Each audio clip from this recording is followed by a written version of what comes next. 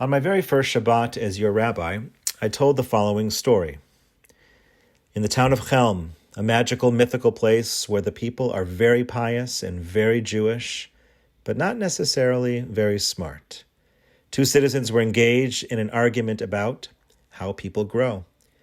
One gentleman was convinced that people grow from the ground up. The other was just as confident that they grow from the head down. Each gentleman was able to cite evidence to support his opinion. The gentleman who believed that people grow from the ground up said, "Just look at the army as it marches by, and you will see that I'm right. None of the soldiers' heads is at the same level, but all the soldiers have their feet on the ground. That is proof that people grow from the ground up." The other man argued that if you look at the members of the marching band as they pass by, you'll see that the pants of their uniforms don't all reach their shoes. Some of the pants are a little long, and some are a little short. That, he argued, surely indicates that people grow from the head down. Since the two gentlemen could not resolve their disagreement, they went to see the rabbi. Each man explained his belief about the method by which human beings grow. And the rabbi listened to them both and said, "My fair gentlemen, it is not that humans grow from the top down or from the bottom up.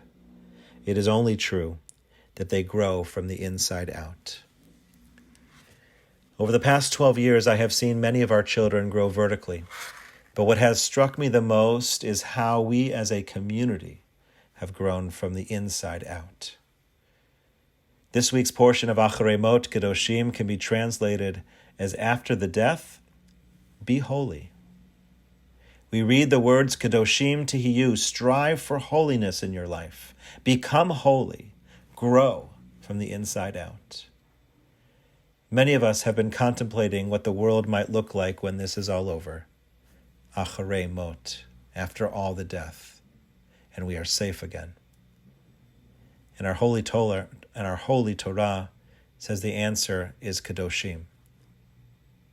So what will it take for that to happen? For one, we will need to remember that every single person is created b'tselem Elohim in the image of God. That those who we once called menial workers but now consider essential will remain essential in our hearts and our souls and our pocketbooks.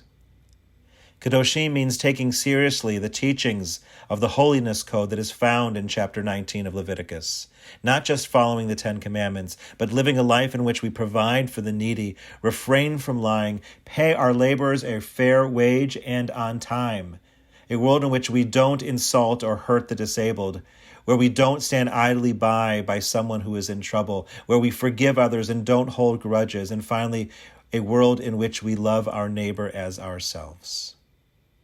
That is Kedoshim. Holiness is the inner landscape of our lives. It is not where we live, but how we live. It is learning to make every moment and every relationship sacred.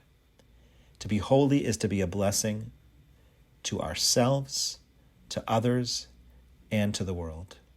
It is the fundamental challenge of living a spiritual life, and it is how we grow from the inside out. Dear friends, keep growing along with me. Shabbat Shalom.